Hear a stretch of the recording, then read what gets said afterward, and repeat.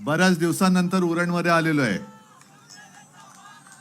गेल्या वेळेला आलो होतो तेव्हा विधानसभेची निवडणूक होती आणि विधानसभा निवडणुकीत काय झालं तुम्हाला माहिती आहे.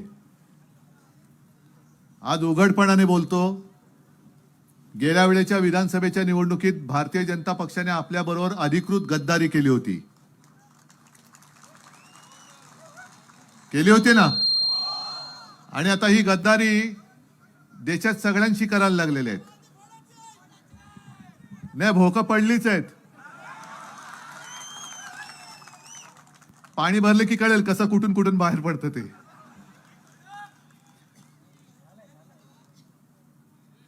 भारतीय जनता पक्षाला असं वाटते की आता त्यांच्या खेरीज दुसरा कोणताही पक्ष या देशामध्ये राहता कामा नये आणि म्हणूनच मी मैदानात उतरलेलो आहे.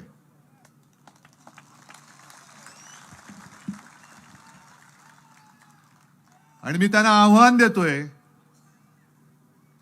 तुम्ही जो काय एक उपराठा निर्णय तुमच्या लवादाच्या माध्यमातून दिलेला आहात, मी जवळपास प्रत्येक सभेत आव्हान देतोय की मी जनतेमध्ये आलेलो आहे, तुम्ही जनतेत येऊन उभं राहायचं आणि सांगायची शिवसेना कोणाची.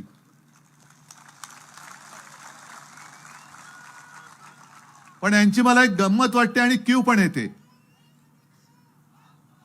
त्यांच्याकडे ज्या काही सरकारी यंत्रणा आहेत, ईडी आहे, इन्कम टॅक्स आहे, सीबीआय आहे, निवडणूक आयोग आहे, लवाद आहे, हे एवढे दडपणाखाली आहेत की ते जे काय म्हणतील तसे त्यांना ते निर्णय देत आहेत. पण त्यांना कल्पना नाही की यंत्रणा तुमच्या गुलाम होऊ शकतील, पण हे माझे जे मर्द मावळे आहेत ते तुमचे गुलाम कदापि होणार नाहीत. आणि निवडणूक घेऊनच दाखवा, निवडणूक घेताय ना, घेऊनच दाखवा. हा छत्रपती शिवाजी महाराजांचा महाराष्ट्र नाही तुमच्या पाठीला माती लावेल तर आम्ही त्याचं नाव नाही सांगणार.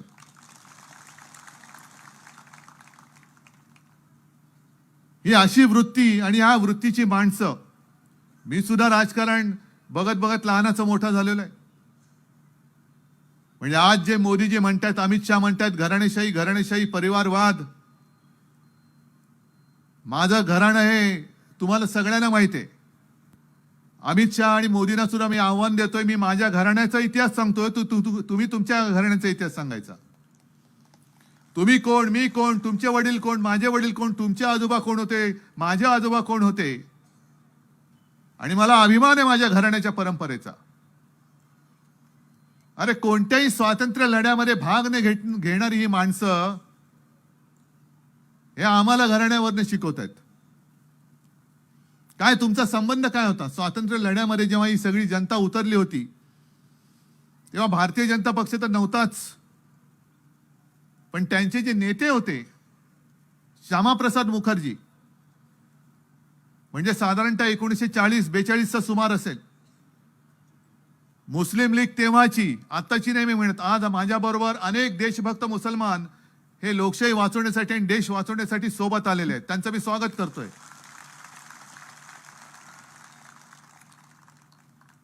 मी इथे काँग्रेसचा प्रचारक म्हणून आलेलो नाही, पण सत्य तुम्हाला सांगायला आलोय. 1942ला जी महात्मा गांधीजींनी चले जाओ चळवळ सुरू केली होती, आपण आपल्या आघाडीचं नाव जयंतराव इंडिया आघाडी ठेवली, देशभक्तांची आघाडी, इंडिया आघाडी. तर मोदीजींनी काय टीका केली? आम्हालाच सांगतात चले जाओ. अहो मोदीजी, तुमचा पक्ष चले जाओच्या वेळेला जन्माला नव्हता आला आणि तुमचा जनसंघ जो 50-52 साली जन्माला आला त्याचे जे संस्थापक होते श्यामाप्रसाद मुखर्जी, त्यांनी बंगालमध्ये चले जाओ चळवळ कशी चिरडून टाकायला पाहिजे याच्यासाठी गव्हर्नरला पत्र लिहिलं होतं. म्हणजे हे तुमचे बाप झाले या विचाराचे आणि तुमच्याकडनं आम्ही देशभक्ती शिकायची. स्वातंत्र्य लढ्यात उतरलेली काँग्रेस नको म्हणून श्यामाप्रसाद मुखर्जींनी त्यावेळेच्या मुस्लिम लीग बरोबर 11 महिने सरकारमध्ये राहिले होते. ते अर्थमंत्री त्या सरकारमध्ये होते आणि तुमच्याकडनं आम्ही हिंदुत्व शिकायचं. आधी तुमचा इतिहास काय तो सांगा, आमचं घराणं बाजूला ठेवा, पहिलं भाजपाचं घराणं काय ते सांगा, भाजपची वंशावळ पहिली सांगा. आहोत ना. आज आम्ही शिवसेना हिंदुत्ववादी म्हणून आहेच. जयंतराव सोबत आहेत, मगाशी उल्काताई होत्या, काँग्रेस सोबत आहे, राष्ट्रवादी सोबत आहे. काल कपिल पाटील यांनी एक नवीन पक्ष म्हणजे नितीश कुमार तिकडे गेले.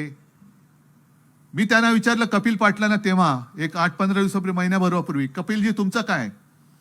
ते म्हणाले ते गेले तर जाऊ द्या, पण मी तुमच्या सोबत आहे, कारण आम्ही देशप्रेमी आहोत, आम्ही देशभक्त आहोत. मग आम्ही एकत्र आल्यानंतर आम्हाला सांगतात की शिवसेना काँग्रेस बरोबर गेली. मग शिवसेनेने हिंदुत्व सोडलं काय? मग मला भाजपला विचारायचंय की काल परवाकडे जे आमच्यासोबत मांडीला मांडी लावून बसणारे नितीश कुमार तुम्ही तुमच्यात घेतलेत, चांगलं चालणारं सरकार तुम्ही पाडलं, तुमच्याकडे हेच काळा घालण्याचे धंदे तुमचे जास्त चालत आहेत. नितीश कुमार बोलले होते संघमुक्त भारत. मग नितीश कुमार काय हिंदुत्ववादी आहेत?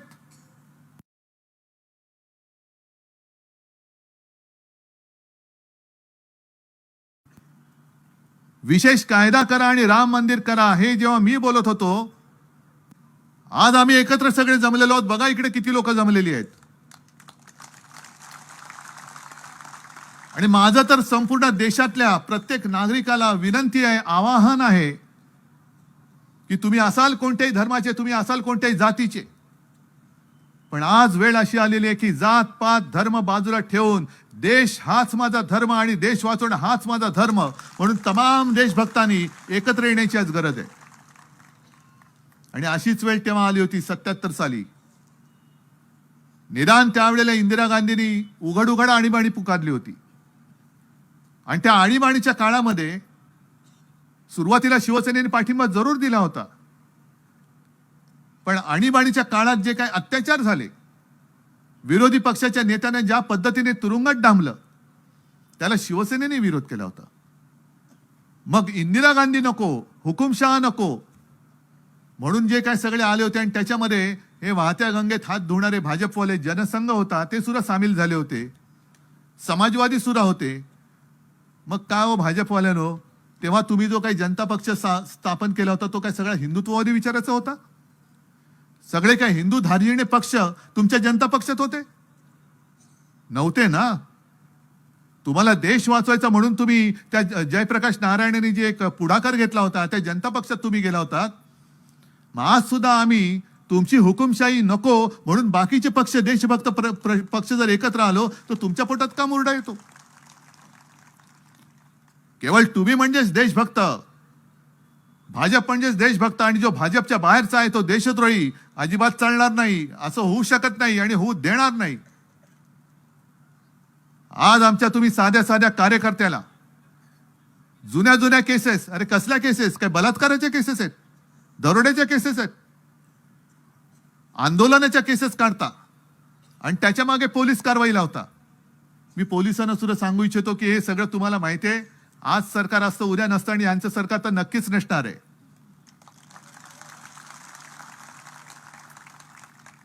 सत्यमेव जयते. आणि पोलिसांना सुद्धा सांगतो सदरक्षणाय खल निग्रणाय, त्याला तुम्ही जागा. हे आजचे राज्यकर्ते उद्या नसणार, त्यांची खुर्ची सटकायला लागलेली आहे, हालायला लागलेली आहे. त्याने किती हवा आणू द्या, पण काश्मीर ते कन्याकुमारी पर्यंत जो एक मला आक्रोश दिसतोय तो बघितल्यानंतर याने किती आदळआपट केली तरी 100-200च्या वरती जाऊ शकत नाही. आज लिहून ठेवा तुम्ही. आणि मी काल बोलता बोलता बोलून गेलो की अनेक जणांना विचारलं, तुमच्याही मनामध्ये प्रश्न असेल की हे सगळे ठीक आहे पण ईव्हीएमचं काय? बरोबर ना? तुमच्या मनात सुद्धा प्रश्न असेल की नसेल? पण मला सांगा, एवढे सगळे तुम्ही इकडे जमलेला आहात, तुम्हाला ही हुकुमशाही हवी की नकोय? नको हा तुमचा निश्चय आहे ना? मग तुमच्या गावामध्ये एवढ्या लोकांनी त्या हुकुमशाहीच्या विरोधात मतं दिली आणि पुन्हा जर का उपडी बालदी सुलटी झाली आणि तिकडे जर का निवडून आले तर तुम्ही काही शांत बसणार? माझं तर मत आहे यावेळेला भाजपाने ईव्हीएमचा घोटाळा करून जिंकून दाखवावंच. जिंकूनच दाखवा. देशात जो असंतोषाचा भडका उडेल तो कोणालाही आवरू म्हटलं तरी आवरता येणार नाही. एवढी जनता आज पेटलेली आहे, एवढी जनता यांना आज कंटाळलेली आहे. कारण उघड उघड दिसतंय सगळं. ज्या पद्धतीने यांचं काम चालू आहे, मी मगाशी सभेत सुद्धा जे बोललो की काल भारतीय जनता पक्षाची पहिली यादी जाहीर झाली 195 जणांची. पाहिली तुम्ही कोण कोण त्याच्यामध्ये? नरेंद्र मोदी जे आहेत, अमित शहा आहेत, बरोबर आहे. पण त्यांच्या बरोबरीने आणखीन एक नाव आहे, पहिल्या यादीत त्याला मानाचं स्थान मिळालंय, ते म्हणजे ज्याच्यावरती भारतीय जनता पक्षानेच बेहिशोबी संपत्ती गोळा केली म्हणून आरोप केले होते, चौकशी केली होती, त्या कृपाशंकर सिंहाचं नाव नरेंद्र मोदी आणि अमित शहाजींच्या बरोबर आहे. संताप एका गोष्टीचा येतो, वाईट एका गोष्टीचं वाटतं की जेव्हा आम्हाला, खरोखर सांगतो, मी उपासाने किंवा कुत्सिततेने बोलत नाही, मला त्याची गरज नाही, जे खरं आहे ते मी खरं बोलतो. जेव्हा आम्हाला नरेंद्र मोदीजींचं नाव माहिती नव्हतं, अमित भाई शहा यांचं नाव माहिती नव्हतं, अगदी 88-89 सालचा तो काळ असेल, 87 साली या देशातली पहिली पोटनिवडणूक पार्ल्याची हिंदुत्वाच्या आधारावरती शिवसेनेने जिंकून दाखवली. आणि नंतर प्रमोद महाजन आले, गोपीनाथ मुंडे आले, आणि आपण एक हिंदुत्ववादी मतांमध्ये फाटाफूट नको म्हणून आपण युती केली. तेव्हा मोदी शहा ही नावं माहीत नव्हती, पण महाजन आणि मुंडेंनंतर आणखीन एक नाव जे मला कळलं होतं आणि आपल्या सगळ्यांना माहिती होतं, ते नितीन गडकरींचं नाव. हे इथल्या त्या गद्दार जो आमदार गेल्या वेळेला निवडून दिला, भारतीय जनता पक्षाने उघड गद्दारी करून दिली, त्याला म्हणा जा विचार नितीन गडकरींना. आणि ज्या नितीन गडकरींनी आपल्या युतीच्या काळामध्ये अप्रतिम काम केलं, मुंबई पुणे रस्ता केला, आणि धडाकेबाज माणूस, निष्ठावंत, संघाचा निष्ठावंत, भाजपचा निष्ठावंत. अन्याय झाला तरी चालेल, पण मी पक्षशिस्त मोडणार नाही.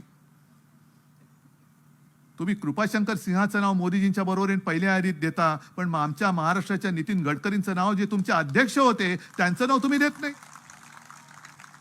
अरे काहीतरी मान पान सन्मान ठेवा. एवढं वर्ष तो माणूस झटलाय.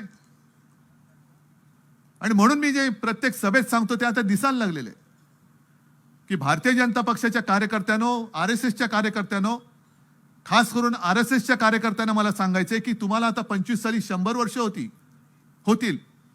अनेक 2-3 पिढ्या तुम्ही याच क्षणाची वाट बघण्यासाठी आतुरलेले होतात, आणि अक्षरशः कुटुंबावरती, घरावरती निखारे ठेवून तुम्ही पक्ष वाढवला होता. म्हणजे मला आठवते, मी मुद्दा म्हणून नाव घेत नाही, कारण ती व्यक्ती कदाचित बोलेल, ती व्यक्ती आहे, संघाची आहे, कार्यकर्ती. पण 5-7 वर्षापूर्वी एक राज्य त्यांनी जिंकलं भारतीय जनता पक्षाने, त्याच्यानंतर परत हारले. आणि तेव्हा ते नाव सगळ्यांसमोर आलं होतं की यांनी तिकडे जाऊन मेहनत केली. आणि त्यांचं नाव आल्यानंतर मला आश्चर्य वाटलं की हा मुंबईत राहणारा माणूस. मग मी त्यांना बोलवलं घरी आणि त्यांना विचारलं. ते म्हणाले, उद्धवजी काय सांगायचं, आम्ही संघाचे कार्यकर्ते, आणि या राज्यात म्हणे आम्ही जेव्हा काम करायला सुरुवात केली, लोकांमध्ये जेव्हा धावायची, तरी देखील आम्ही तिकडे थांबलो, पाय रोवून उभे राहिलो, आणि आज तिकडे आम्ही जिंकलो. मग त्यांना मला सांगायचे की अरे तुम्ही कशासाठी काम करताय, कोणासाठी जिंकताय? आज जो गद्दार आमच्यातला फोडून तुम्ही तुमच्या डोक्यावरती घेतलात, ज्याच्यावरती तुम्ही भ्रष्टाचाराचे आरोप केले होते, 70,000 कोटीचा सिंचन घोटाळा, त्याला तुम्ही डोक्यावरती घेतलात.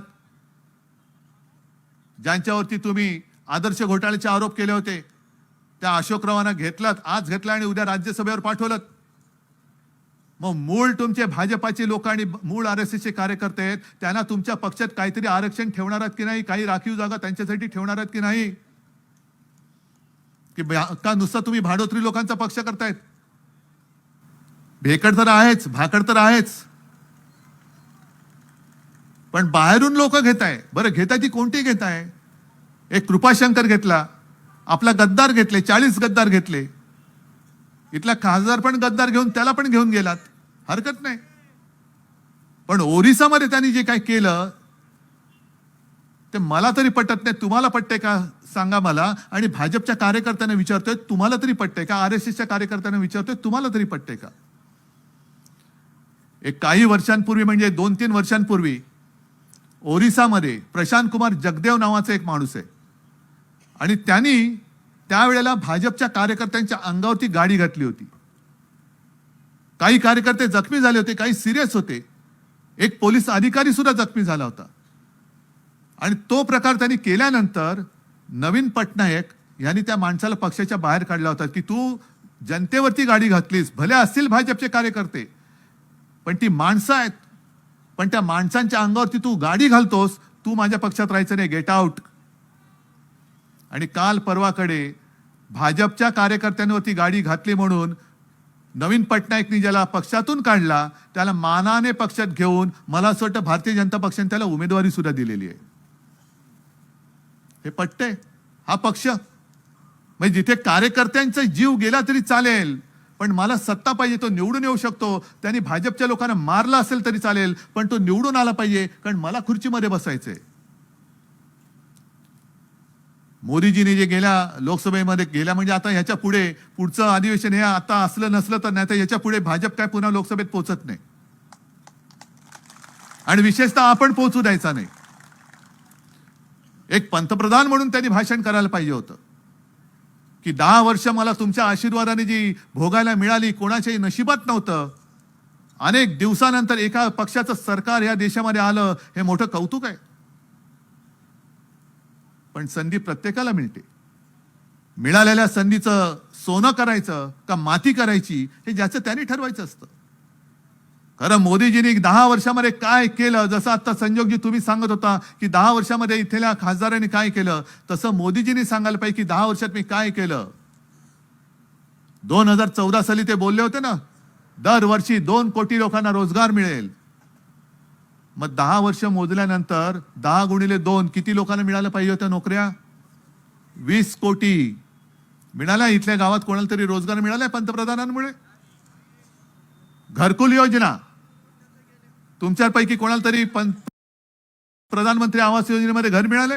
उलट माझ्या फोनमध्ये एक मी व्हिडिओ मुद्दामून ठेवलाय ज्यांना प्रधानमंत्री आवास योजनेत घर मिळाले आणि यांच्यासारख्या 24 लाख जणींना घर मिळाले असं जाहिरात सांगते. तर ह्या बाई कोण आहेत, त्यांना घर मिळाले की नाही याचा आपण शोध घेऊया. मग त्या बाईच्या घरात जातात.